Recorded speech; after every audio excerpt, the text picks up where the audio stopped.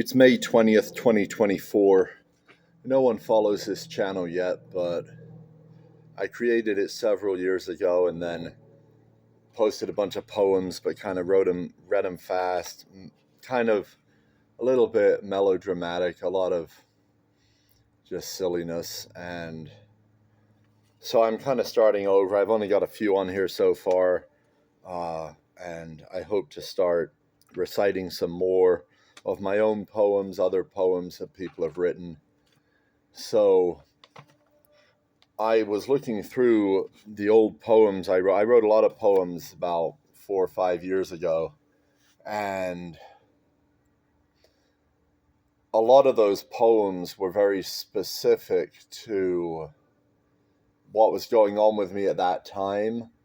And while they're still interesting to me to read, some of the poems I think have more of a universal theme that I read the poem and I'm still like, wow, that's cool.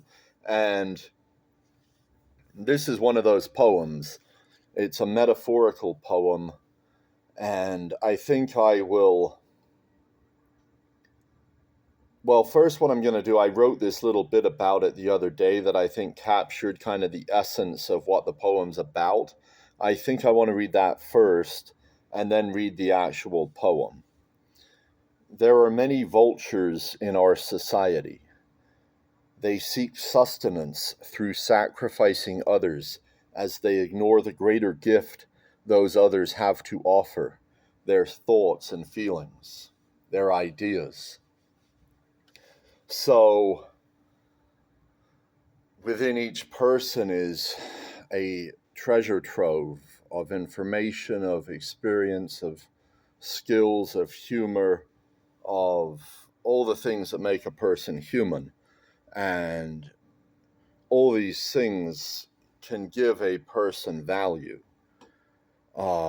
Yet, it seems in this society, people want to sacrifice. They want to ignore what's in other people. They don't want to look at it. They just want to use other people for what they know they can physically do, which is feed them in some way that they're looking to be fed. So this beast in this poem is the one that the vultures are attacking. And I think that's enough of an introduction. So here we go. Majestic beast so slowly falls and dies. A vulture's shriek doth cut the ghostly silence. I actually want to stop right now and talk about that.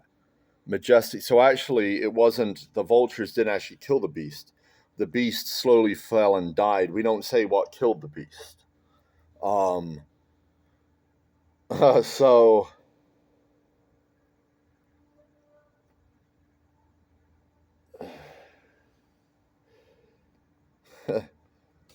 yeah, maybe I don't even reveal that in the poem. So you can imagine many things might have killed that beast. But there was wisdom we will find out within that. Anyway, let me just, I got to start it over. Shoot. I hope, bear with me, I won't interrupt at the end, because there's a rhyming scheme, and I want to make sure you get the rhyming scheme.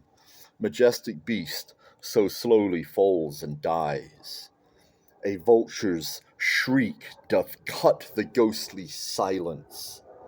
The gruesome feast attracts some hungry flies, and bloody beak soon tells a tale of violence. The meat for now extends a gloomy life, but joy eludes their empty blackened souls. They know not how to end this earthly strife, as bone protrudes from flesh with cuts and holes. The answers were within that fallen beast. Wow. So this beast actually knew how to end this earthly strife. So this wasn't just any beast. This was like the king beast. This was like the one beast you don't want to kill, right? The answers were within that fallen beast.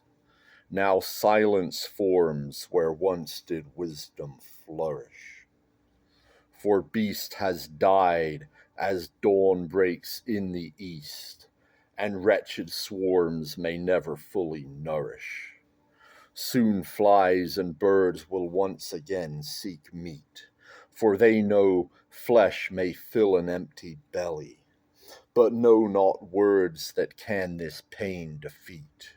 So seek meat fresh once more from earthly deli.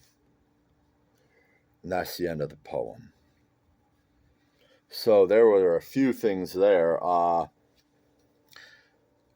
Words that can this pain defeat, this earthly strife, this pain.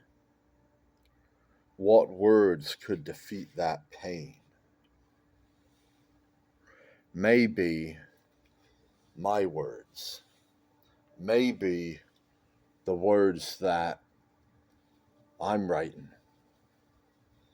Maybe the words that you're writing. Maybe an idea that someone has, an experience someone had, an insight someone gained, something so critical that it could have completely changed this world and ended all the strife.